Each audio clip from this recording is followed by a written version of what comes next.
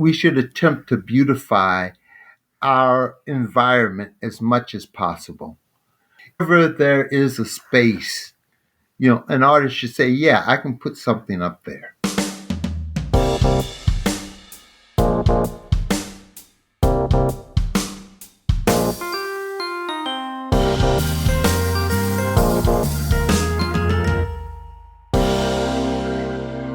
Hello, print friends, and welcome. I'm your host, Miranda. This is a bilingual podcast, so if you subscribe to us, you'll be getting episodes in English with me, as well as in Spanish with Ronaldo Gil Zambrano. Together we speak to people from around the globe about their practice and passions in the fields of print media and multiples. Hello, Print Friend is brought to you by Speedball Art Products, who've been a leading innovator and manufacturer of printmaking products for over 50 years. Speedball's speed screens answer the call to have an easy-to-use way to screen print no matter what your experience level. Whether printing at home, studio, or classroom, these ready-to-use mesh screens allow you to create permanent photographic stencils without the need to mix emulsions or coat a screen. All you need is your design and you're ready to print. Pick up the Speed Screens kit for the most affordable way to get all the materials needed to print your next masterpiece. There's a link in the show notes. My guest this week is Amos Kennedy. And let me tell you, print friends, you are in for a treat. Amos is a living print legend. We talk about his time being employed, not working, at AT&T while making and giving away prints, hanging art shows like it's a crime, and his exciting new project in a pile of bricks in Detroit. So without further ado, sit back, relax, and I can't even think of anything clever to say on this one. It's just too good. Just enjoy talking with Amos. Hi, Amos. How's it going? It's going very well, Miranda. How are things with you? They're really good. They're really good. I'm really excited to talk with you. I've known your work for a long time, and I just kind of threw an email out in hopes that you'd be okay with joining me, and I was thrilled to see that you picked a spot on my roster today, and we're here to chat now. Well, I'm always appreciative of people who want to reach out to me and join me in my insanity. Let's see if we can foster some of that insanity together here today. Okay. This is great. Well, before we dive into my questions, would you introduce yourself and let people know who you are, where you are, what you do? I am Amos Paul Kennedy Jr., the second son, third child of Amos Paul Kennedy Sr. and Helen Augustus Davis Kennedy. I now live in Detroit, Michigan. And what do I do? I ask myself that a lot because for so many years I was employed in corporate America. Mm-hmm. So what did I do was defined by them. But when you leave it, it's exactly what you do everything when you're out on your own. I make my principal amounts of money being a printer, Mm-hmm. but that encompasses being a janitor, being a mechanic, being a bookkeeper, all these things that they don't teach you when you're in college that are ancillary but are needed for you to spend that 2 hours a day actually printing. Absolutely. Absolutely. And so for your story of coming to printmaking, it's a bit of an unusual one because, as you said, you were in corporate America, you were a programmer, you were doing something in tech, and you sort of stumbled across a printing press, and it changed your life. Can you tell us that story? Well, the story is a little more complex than that as I look back over it. When I was a small lad, my mother was the den mother for our Cub Scouts. And she did take us to the local newspaper, so I was exposed in an hour, maybe an hour and a half tour of letterpress printing and the workings of a newspaper. And then when I was in college, I discovered that there was a print shop on campus that did internal printing for Grambling College. And also my neighbor ran the print shop, and he has gotten his degree from Southern University because up until like maybe the late 70s, A lot of colleges had printing programs because they needed printers in communities. And Mm-hmm. men, primarily young men, but there were a lot of young women at some of them, would go there and learn to become printers. And then they would go out and become printers at newspapers or at institutions such as universities. So I had a little bit of exposure to printing before I got to Williamsburg. But I think the big thing is that I spent about 5 years of my life trying to learn calligraphy. Mm-hmm. So I had this affinity to words and letter forms that I enjoyed. But in 1988, I think, I took my sons to Williamsburg, and there I saw letterpress printing again being demoed at the print shop there. And I thought how cool it was because if you made a mistake, you didn't have to start all over again. You just had to take out a couple of characters and correct the mistake, and you could keep printing. And Very that different from was something I calligraphy, thought hey? was Yeah. that, Very different from calligraphy, where yes, it's just one little shaky hand and it all goes out. and you have to start all over again. So I thought that that was really nice. And then I was living in Chicago, and I got back to Chicago, and I took a course at Artist Bookworks, which was a community book art center in Chicago. And I enjoyed it. And then I took another course. I enjoyed that even more. And then a series of events happened that really altered my life. An older printer gave me his print shop, essentially. Mm. Someone else gave me a printing press, which was a big deal because I had a friend who had bought the same model of press a couple of weeks earlier for $500, and which was a lot of money in Yeah. 88, 89. But then I got it for free. And I'm like, oh, and I put it in my basement and I just started printing. And one of the things I like about printing is that you make multiples so you can distribute them. Because at the time I was employed at AT&T, so it wasn't printing for money, but printing because I enjoyed it. So at the end of the day, things I printed, I could simply distribute to coworkers or people on the street. What were those sort of early compositions like, the early messages that you were making and doing? My earliest messages have always been were and continue to be my message is always related to Black culture, a Negro culture, because when I started printing, it turned out that many of the people in the first and second class, were English majors because if you learned how to print, you could print your own poems or you can make a Mm-hmm. chapbook and then you would be published, which when you're 22, 23 years old, you have a lot of time on your hand. So it's a good way if you want to get published and get your work out there. It's a good way of doing that. And I was a math major. And so during the setting up and working, they would have these conversations about poets. And I felt so out of it because Mm. I didn't know any of the names and the authors. And then one night, driving back home, it hit me authors, names, but they all Black. Yeah. And this is a voice that has been underrepresented in letterpress printing, the voice of the Black community. And so at that point, I decided to make it my intent to put the Black voice out there. And so from the very beginning, it was Negro aphorisms, poets that are Black, such as Dunbar, Johnson, Langston Hughes, Richard Wright, and so forth. Aphorisms from Africa, short story myths from Africa. So it was always about Black culture. Yeah.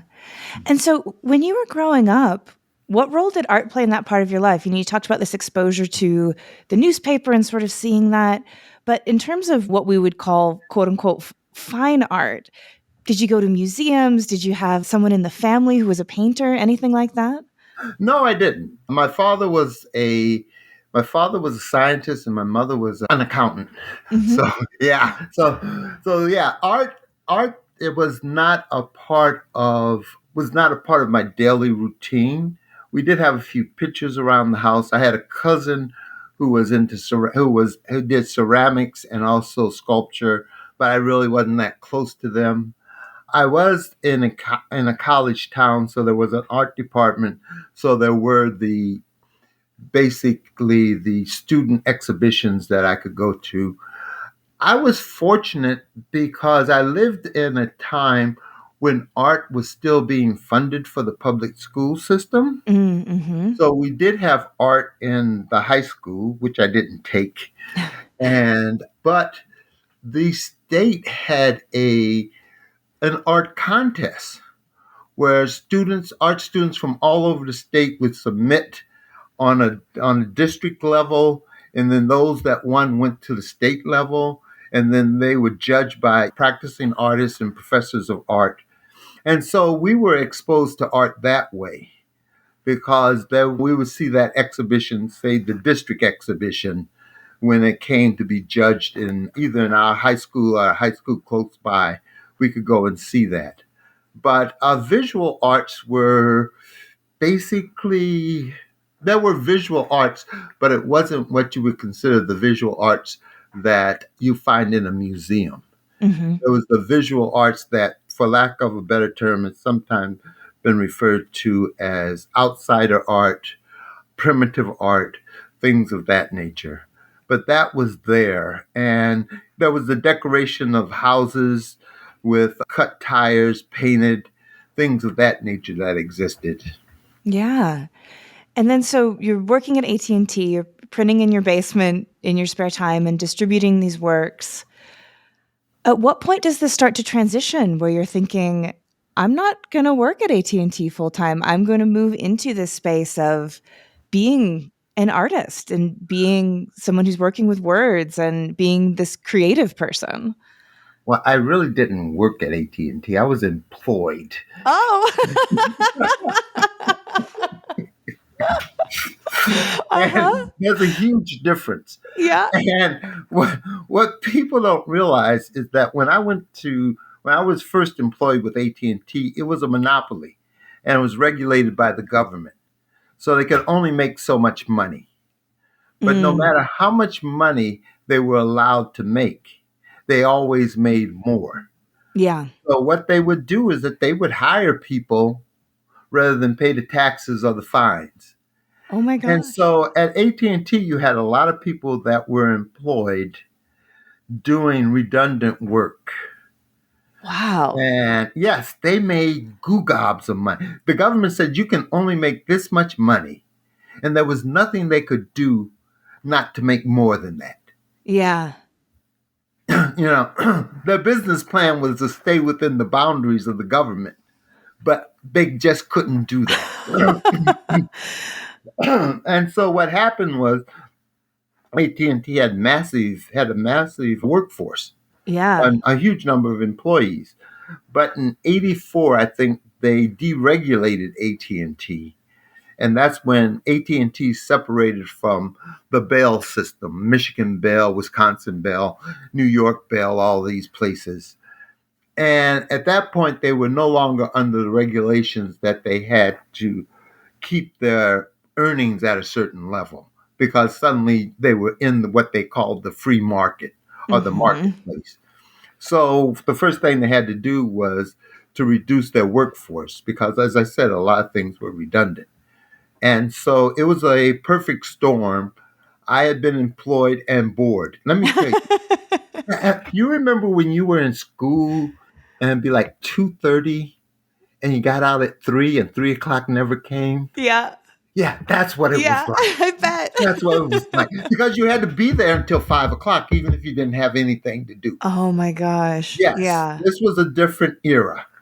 You showed up at 8 and you stayed until 5. And you didn't And you even tried have not your to get, your smartphone that you could kill time on. Like, you didn't even have a computer attached to something that you could go someplace else. The terminal was attached to the internal computer, and all you could do was computations, do the work. So you couldn't go anyplace. It was a wow. big deal when suddenly you could send a little text message about 100 characters to someone else in the office. That's So, great. so it just happened that they were downsizing, and I was ready to be downsized. Mm-hmm. So I just left one day. It was more than I could take, and I was printing, so I said okay. And I was fortunate that at the time my wife had a job that could support a family of four, and so I started off on my own printing Beautiful. and in my basement. Yeah.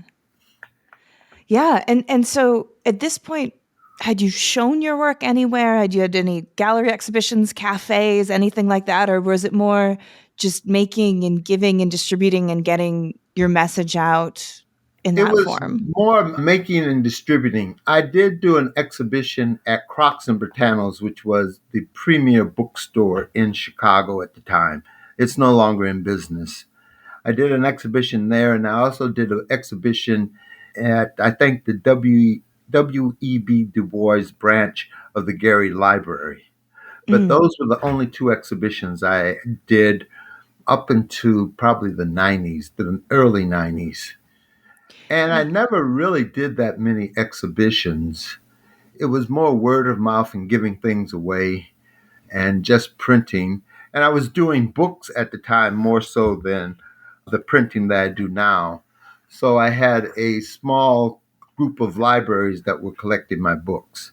Because again, I was one of the first people to bring the voice of the Black culture into fine printing, letterpress printing, that sort of thing on a regular basis. Yeah, absolutely. Yes. Yeah. And I think letterpress does have that role where it sort of lives in book arts, it lives in, as you say, bookstores, libraries, and then also the fine art world. It really sort of walks this line for sure. And I see that in the span of your career, sort of where you started and now having exhibitions at galleries. Yeah. Yes.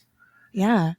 And so at what point do you decide to go back to school and you go to UW Madison, the premier printmaking school in this country? How did that happen? That happened because, again, I was more in the book arts arena, and everyone has said if you want to study book arts, you should study with Walter Hamady. Mm, At that time, there was a very strong book arts program at the University of Alabama, and that program still exists.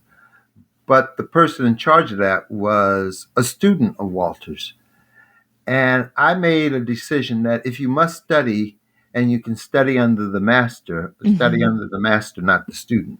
Yeah. And I was living in Illinois, so it was closer than Alabama. Yeah. So I applied to go to graduate school, and oddly enough, I was accepted.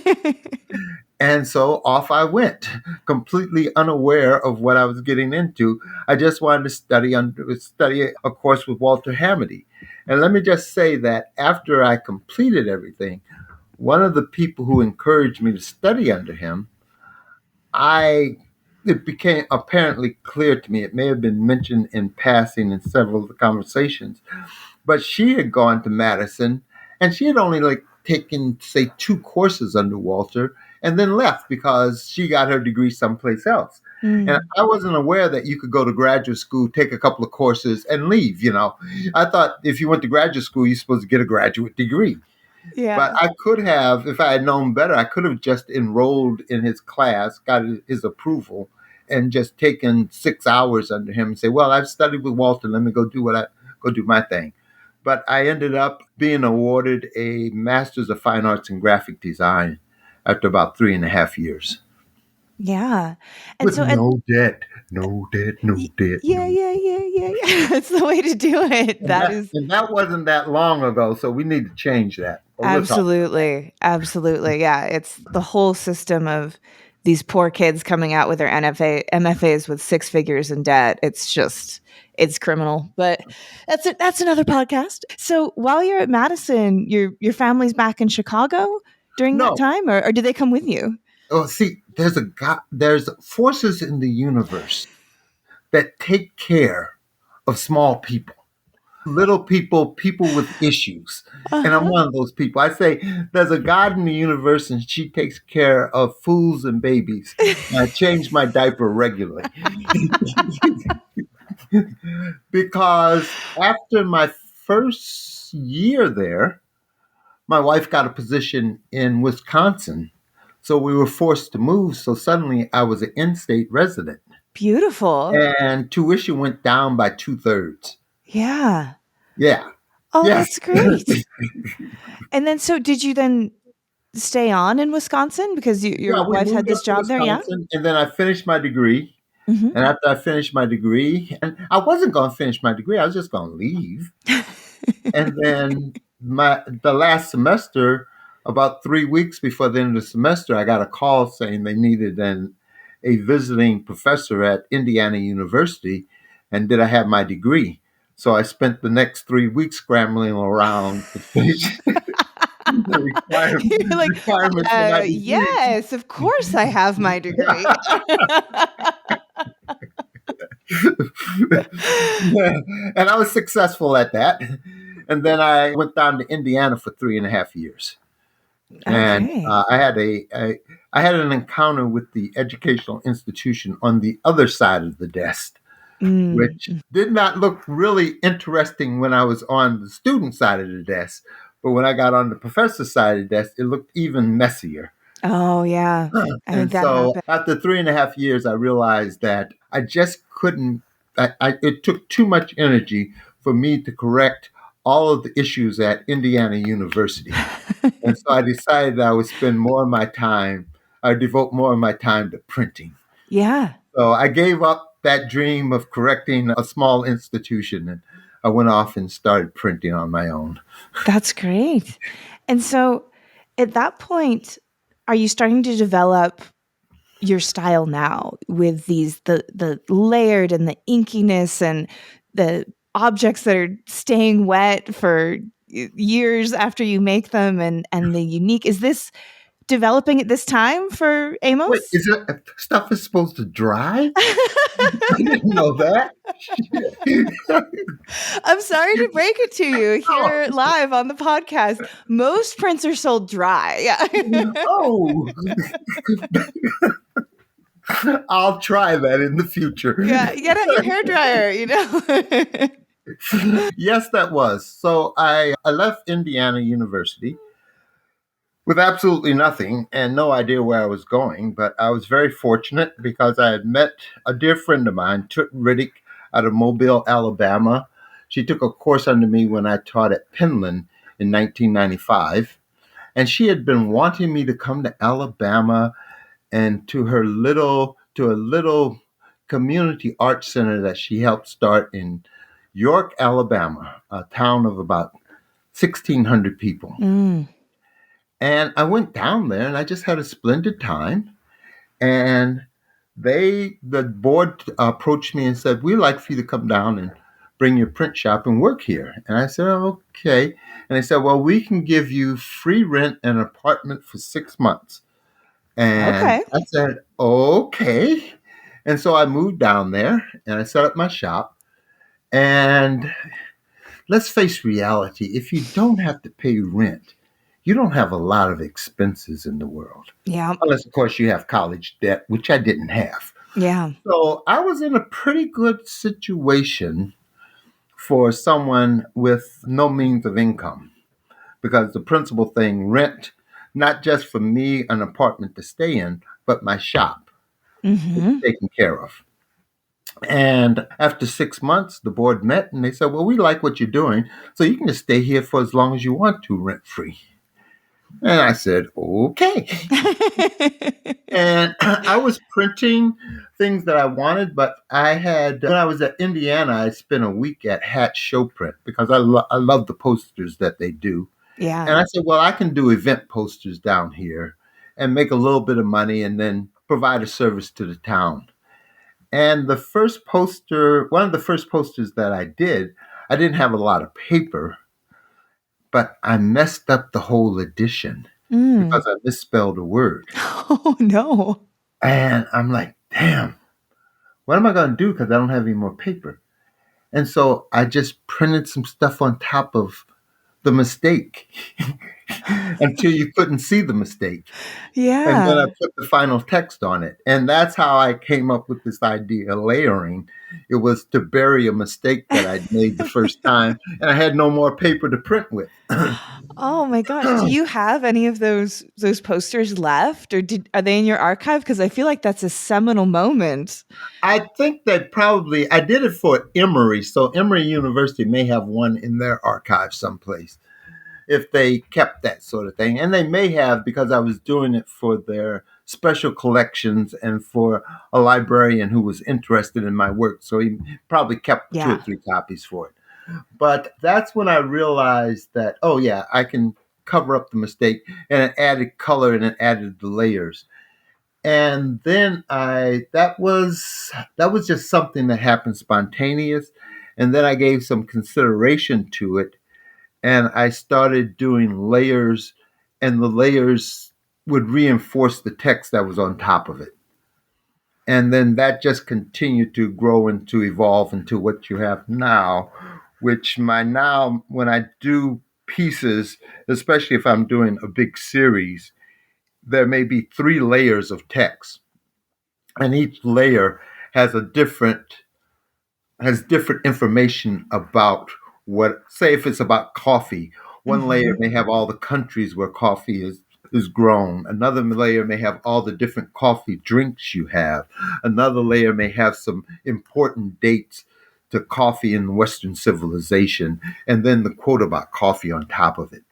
And so that's where that started. And then the randomness of colors happened because I'm not really a good printer. A good printer, here's a good printer can take a white sheet of paper, black ink, and a form and print something that has the most beautiful impression, the most beautiful color page, the right lane of the ink on it with no smudges. I can't do that. Yeah. So what do I do to compensate? I make a mess, and I make a really good mess. And Absolutely. An so intentional mess. an Yes. intentional mess. And one of the ways I make an intentional mess is that I mix up colors with no rhyme or reason. It's just that that's the way that they randomly landed in the pile. So sometimes I have things that work spectacularly well, and other times I have things that that color combination does not go with it.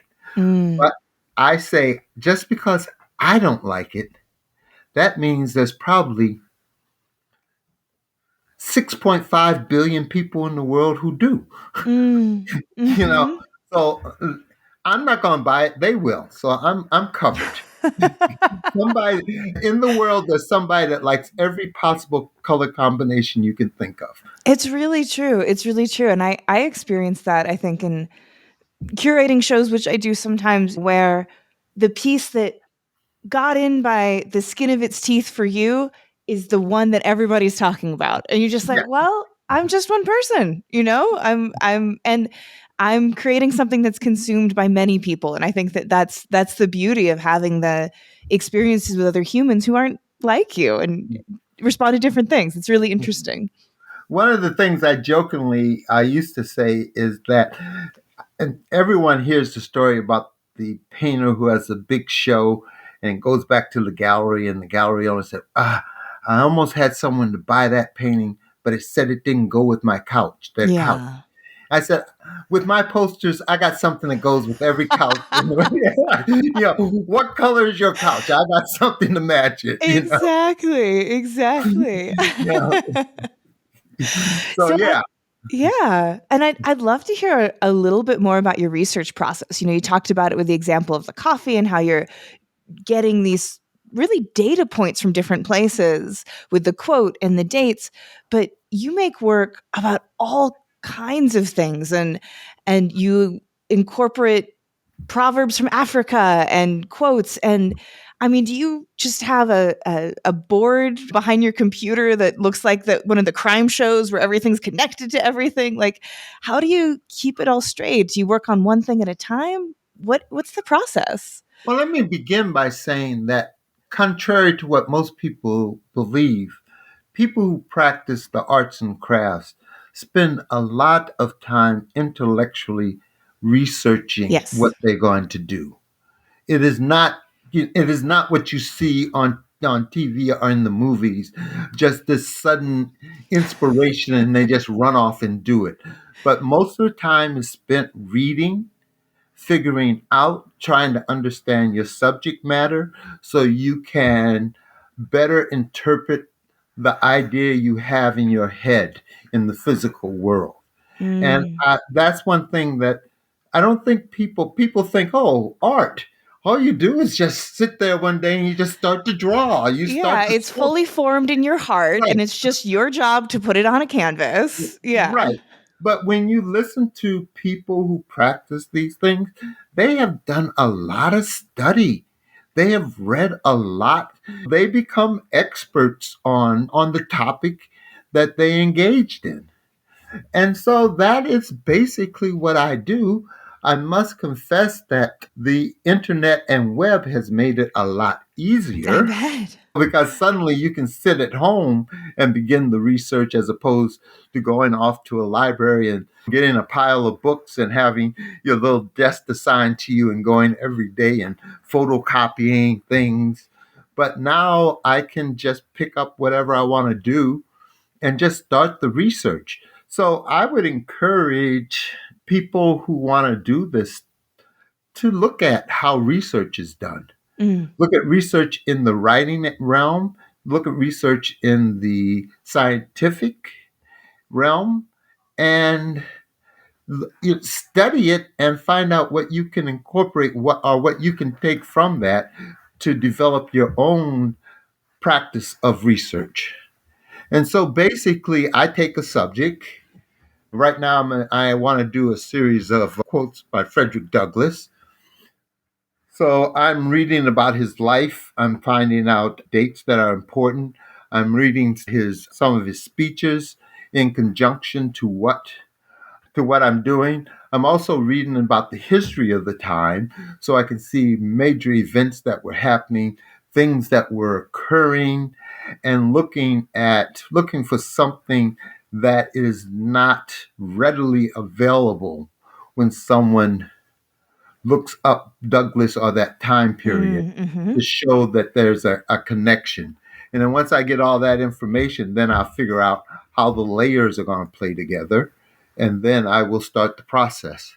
So there is a lot of research going on beforehand, before the actual execution. And the same thing with if I do something about books or authors, I will, because again, my focus, I will just make a list of Black authors that will be in the background.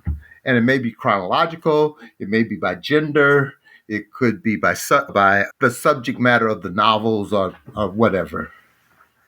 And then in terms of when you start actually making, how do you organize this wealth of information that you've collected and decide what's going to shake down, what needs to go on the paper after all this time collecting the raw material? Well, I will know the quotes exactly. Mm. And that is the last layer that goes on. The underbelly, I am still working on that. And that is how do I put down, normally I put down 4 layers before I put the text that I want to print. The first layer is what I call just a big flat, which is just a flat color, a certain size that creates a border around the sheet of paper. Because my work is informed by show card posters, and Mm. most show card posters had a border around it, and a lot of them had a big flat or they had a rainbow flat that defined the text area.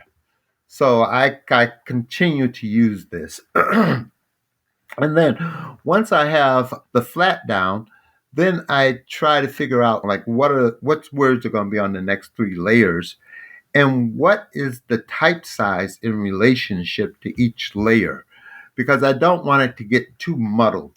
Mm. I want it to be certain kind of distinct. So do I want to do one layer in all really big type and then the next layer in medium size and the last one in small? Or do I want to mix up? So there's some big types and small type in that. And I also try to do some positioning of the text before I print it. However, I will change things in the middle of a run. Yeah. And I just change it because I'm doing it and I can do it. Yeah. That's one reason why I change colors, because I can do it. I'm doing it, I can do it. So I can take a word out, put a new word in. And I know that very few other people do, but I imagine one day a scholar will be looking at one poster in a library and see the word, I don't know, see the word Massachusetts. Mhm. And then when he looks at it in another library, it's not Massachusetts, it's New York. So this guy changed stuff right in the. What kind of person does that? You're consistent. Or either you've done it a second time and so you change things, but not the first time. But I can do that. Yeah. Because the thing is once I start to print, you print one and it looks good. But if you print 10 and you lay them out and you look at them for an hour or two, you'd be like, that doesn't look right. I should move that over just a little bit. Mm. And so you change it. Yeah. And so that's the way that I go about doing this. It is all organic. I was once asked, how do I design my work? And I had a blank sheet of paper and I drew a rectangle. And then I said, I put ink inside the rectangle. Because a lot of it just happens when I'm at the press. Yeah. I do not do a lot of upfront design work. It happens when it's at the press. I don't like the way that look. I don't like that O. So I'm gonna go get a bigger O that will spread out and give more space and will let the overlapping show more. Mm-hmm. That sort of thing. So, Beautiful. and I enjoy doing that because I don't know, maybe because that's the only way I can work. So I enjoy it. Yeah.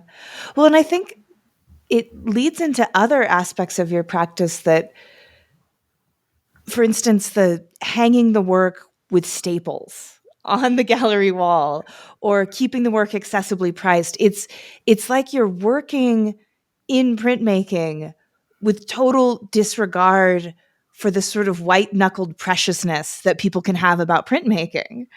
And I just think that's such a wonderful aspect of what you do. Yeah. Yeah, there are people that subscribe to that and they are excellent at it. Mhm. But homie don't do that.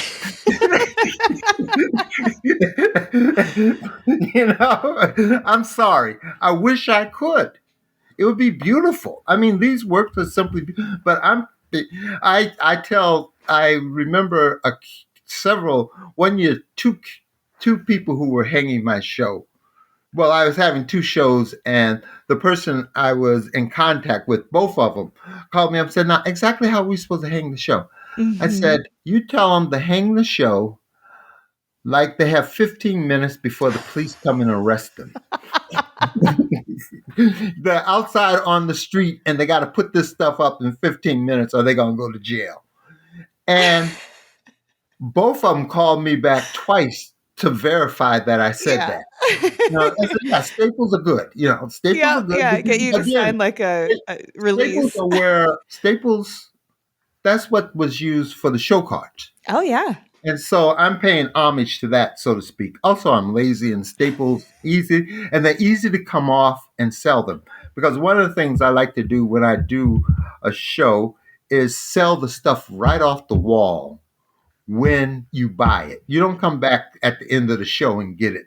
Yeah. And my dream is to fill up a gallery space or some space, and the first night, everything is sold. So the next 2 weeks, people come in and it's just a blank wall.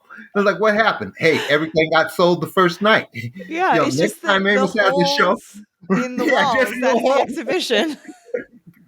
you know, because I think people should take things with them. Yeah. And I've done things where people have very organized the images on the wall. As a matter of fact, one of the best shows I had was at the University of Akron. And that was an insane show. It consisted of close to 6,000 6x8 cards. and the curator gave people I'm going to say, a 4 foot by 16 foot section and enough cards to fill that section. And then they could do whatever design they wanted. One person made a design that looked like Tetris. Another Oh, person did, did two. One was a pink background with a blue arrow going down. The other one was a blue background with a pink arrow going up. And so he recruited people from all over the campus to participate in this project. And they just massively filled this space. It used to be a Cadillac dealership. oh, So that wow. was the space that the cars were in. So it was huge. Yeah. Beautiful. Beautiful. I want to make sure we've got time to talk about the printing plant, the Printery of the Americas, this Yes. ongoing project that you have. And I'm hoping you can tell us about it. But then also, I would love to give you the opportunity to let the audience know, how can they help? How can they help you make this into fruition? Because I know it's been an ongoing thing. You've been doing it in COVID, all kinds of stuff. Yes, it is an ongoing project.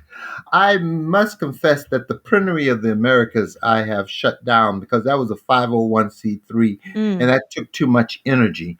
But the purpose of that still exists, and that is to foster a relationship between printmakers in what we call the Western Hemisphere. Because what I discovered 3 or 4 years ago is that in the United States, we have a tendency to look to Europe for yes, everything. absolutely. But there, in Canada, in Mexico, in South America, there's this magnificent work that is going on by printmakers and by visual artists everywhere that we do not give the same amount of attention to. And so that's what that project will continue to do. I continue to correspond and visit with printers in South America and in Canada. And so it's an ongoing thing. The pile of bricks, which is the project that was going to house all the equipment, is coming along very well. Oh, good. As a matter of fact, I am now avoiding the powers to be so I can continue to print. Because by April of next year, I should be fully moved into the building. And hopefully by August, all of my equipment will be up and running because I have 3 new printing presses that have to be installed. Beautiful. And yes, and basically, this institution will be for people who want to print big, who want to do posters as opposed to doing books, chapbooks, because many of the programs that we have in the United States are geared more to broadsides and books and not to posters. So I will have presses that will be able to print, a Vandercook SP15, which is 15 by 20. Then I have one that will print, say, 16 by 24. And then I will have a press that will be able to print 28 by 40. And I will have wood type that will be big enough to accommodate all of those. And That's so so by exciting. August, I hope to have that up and running.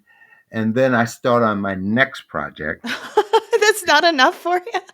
No, because see, the thing is that having access to a print shop is great, but they still have to live somewhere. Yeah. And the wonderful thing about Detroit when I came here, it was possible to buy real estate with little money. Yep. And so I bought a house for about $5,000. And I put a roof on it for about another $10,000.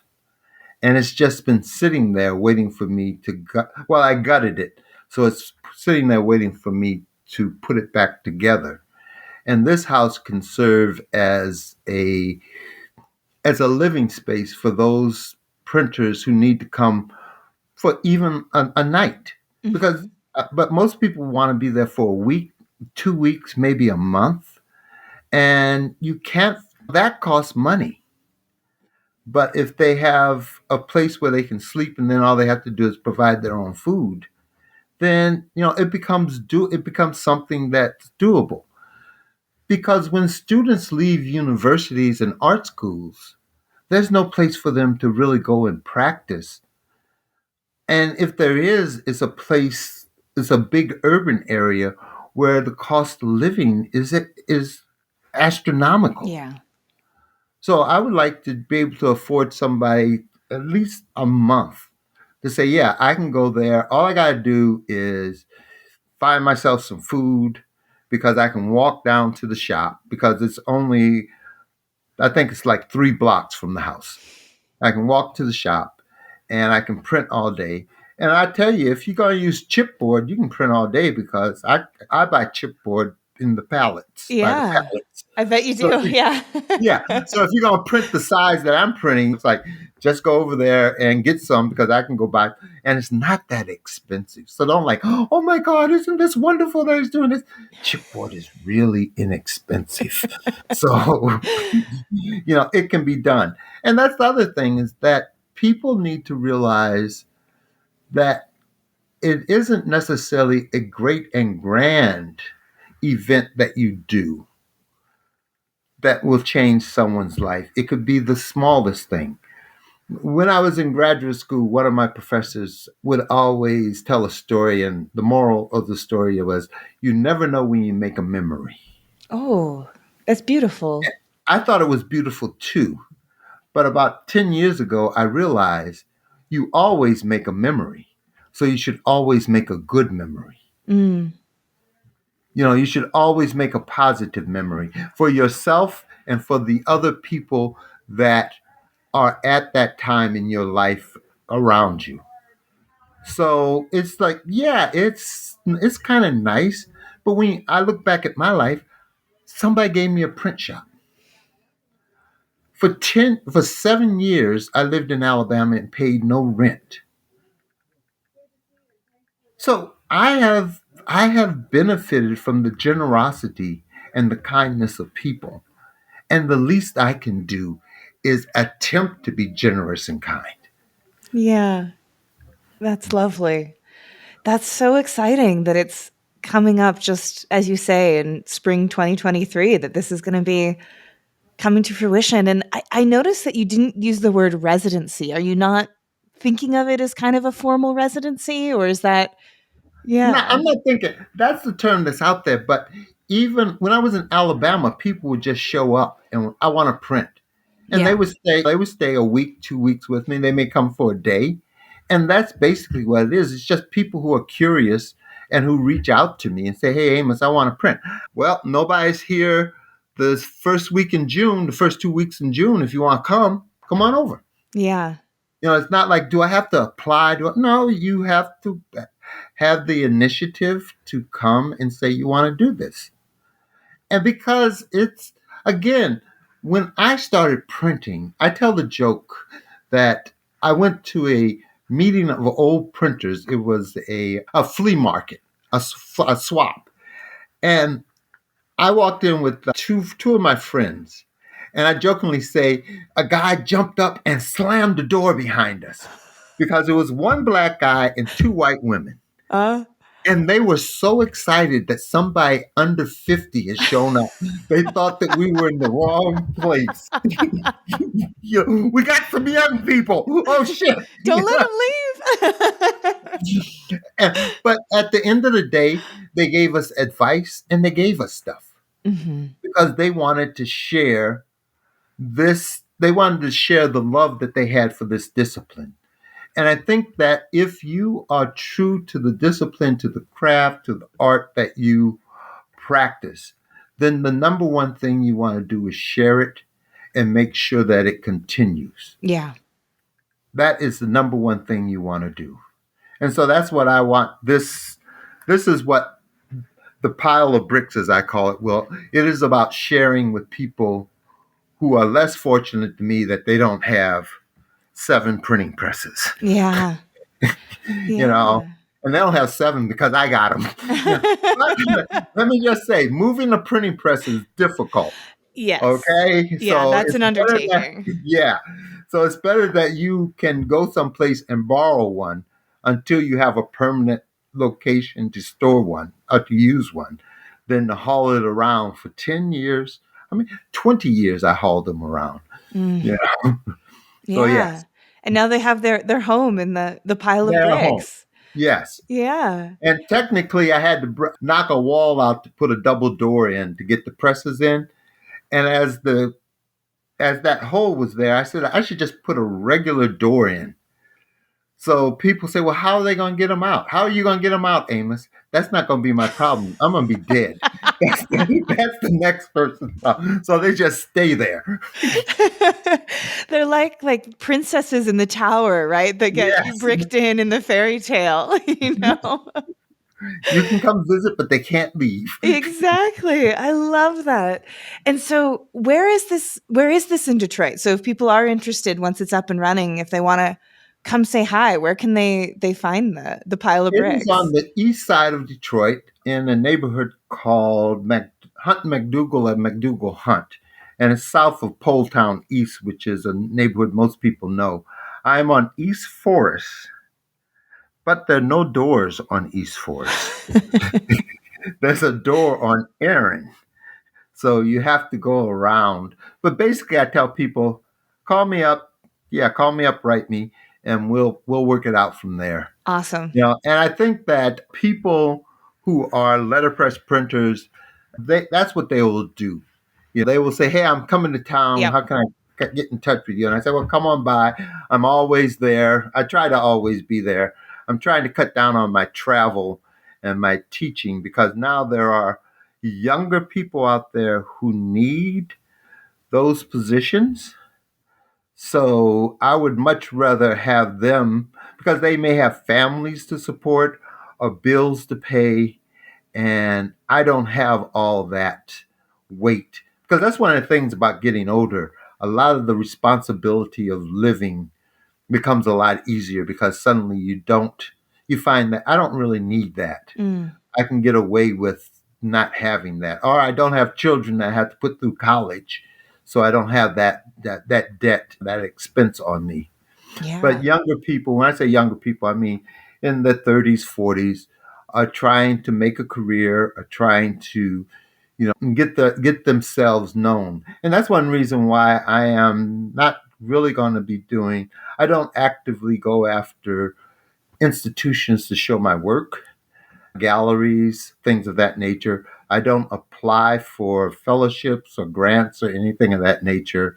Also, I'm a sore loser. And so it really crushes me not to get it. And also, I want to, in 2024, I want most of my exhibitions to be in the in public libraries because more people will see them than in a museum or in a gallery. Mhm. I want my work to be there, and then they can also distribute it at the end of the event Yeah. because that's one of the problems that you have when you print a lot of stuff. So you have a big pile of unprinted paper and you print it. You know what you have? A big pile of printed paper. Yeah. The same volume. It hasn't changed. So you still got to get rid of it. So Yeah. I am going to, in 2024, I'm going to actively look for libraries that especially serve what is known as marginal communities and put exhibitions up there about reading and other civic issues so that they can have, if they want to have an exhibition of my work, I can send them a box and then they can put it up.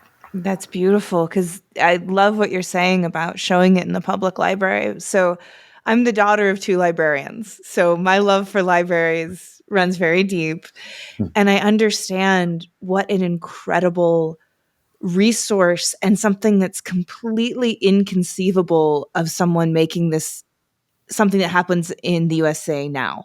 This idea of how about a free resource to educate people that people can come in when it's cold and they just have access to the most beautiful poets and engineering books. I mean, they're remarkable things.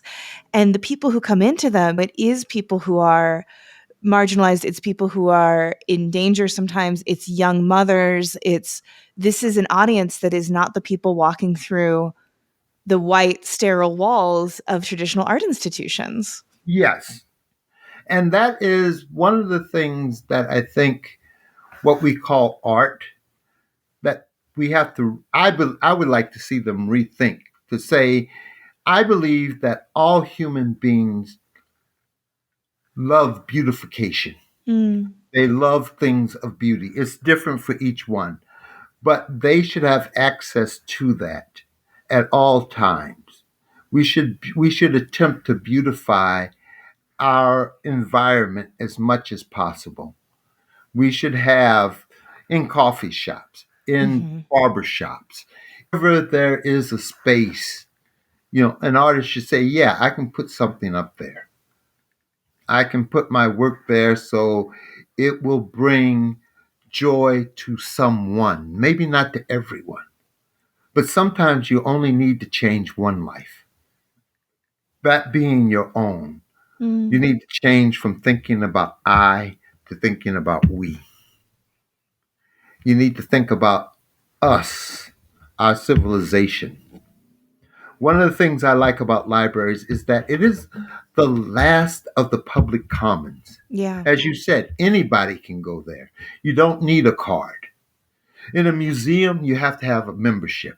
You have to show, at the least, you have to show that you are a citizen of that municipality so you have access to it.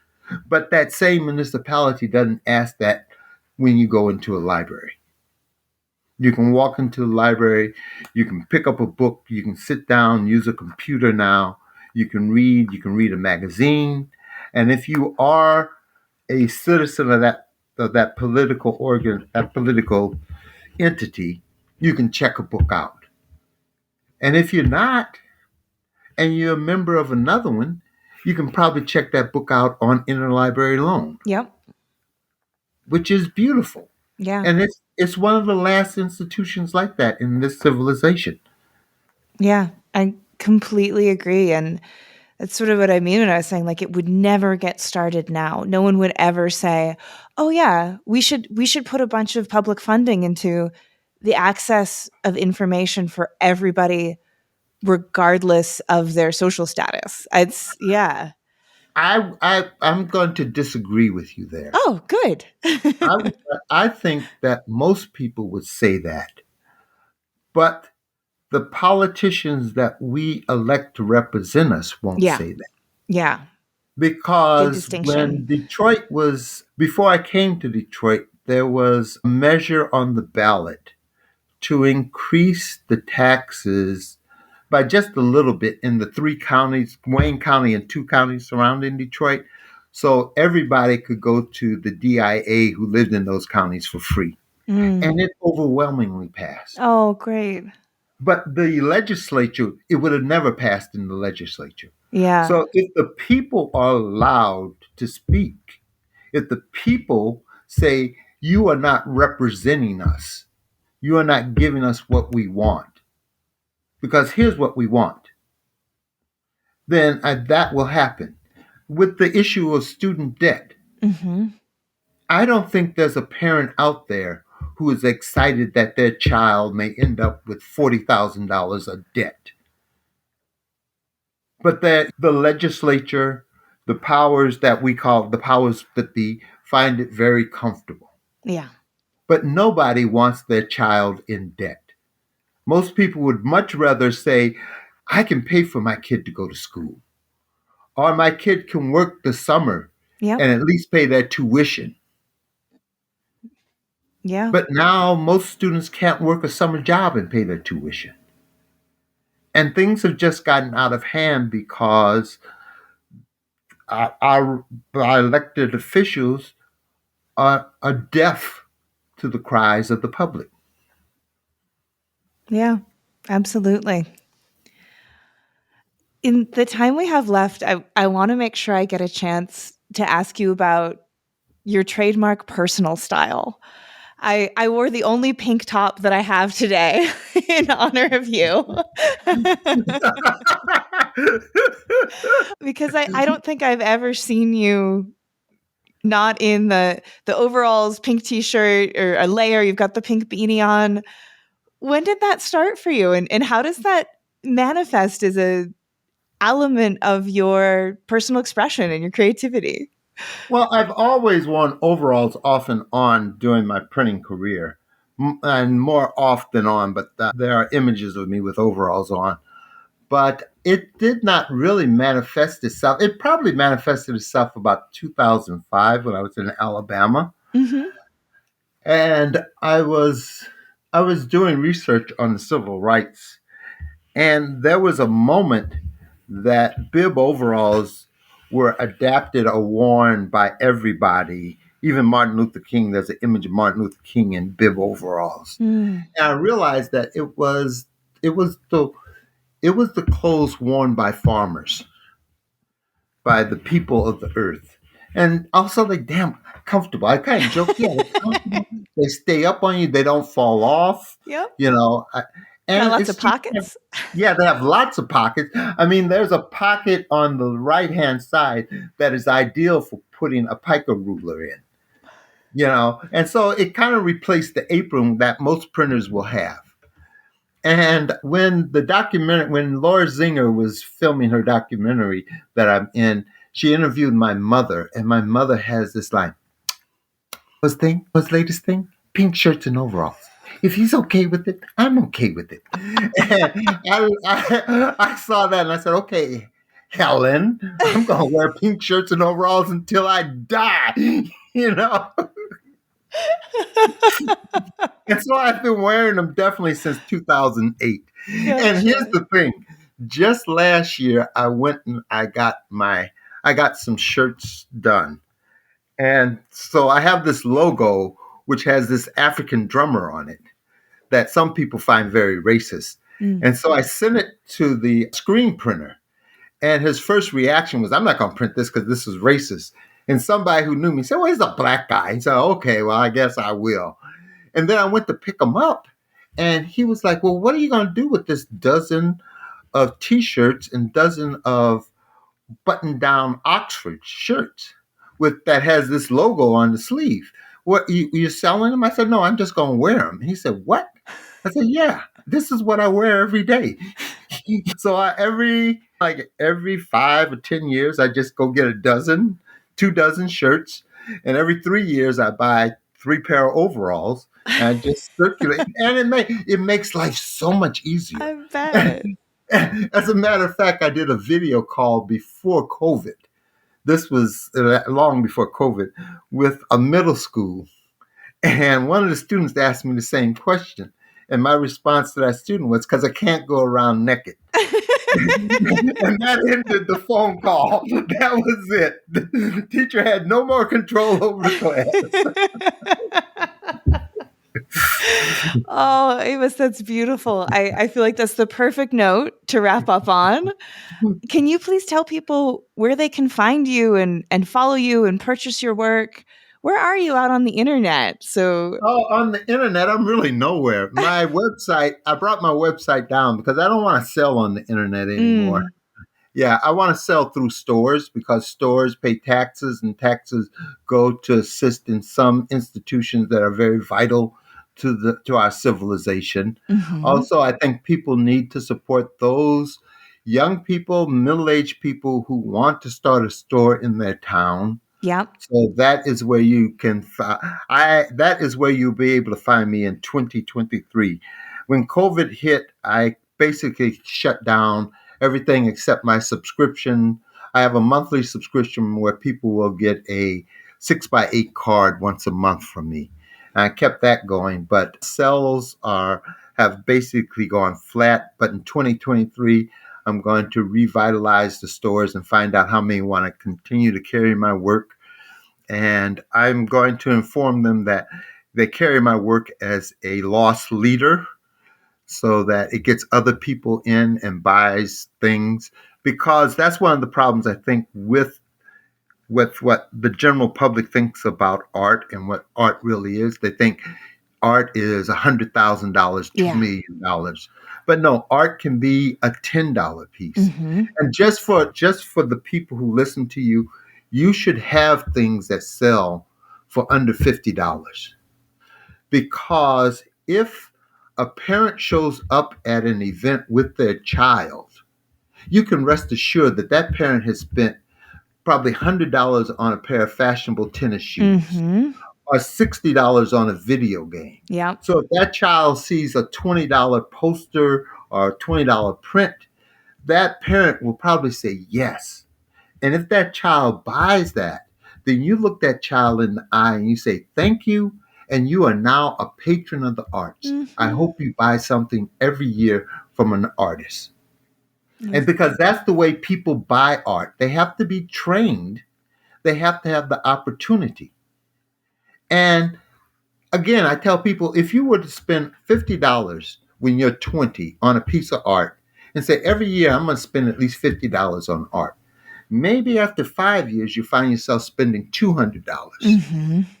And maybe after 10 years, maybe $2,000.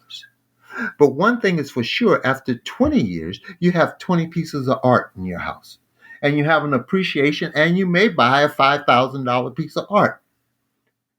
But very few people start out buying Yeah. $5,000 pieces of art.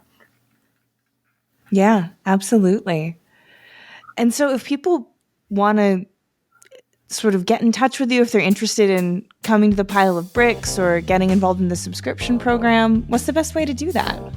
The best way to do that is to send me an email at Kennedy Prints, Kennedy Prints, at protonmail, protonmail.com. And then we'll go from there. Beautiful. And are you on Instagram or social media? I am on Instagram, and you can follow me on Instagram under Kennedy Prints.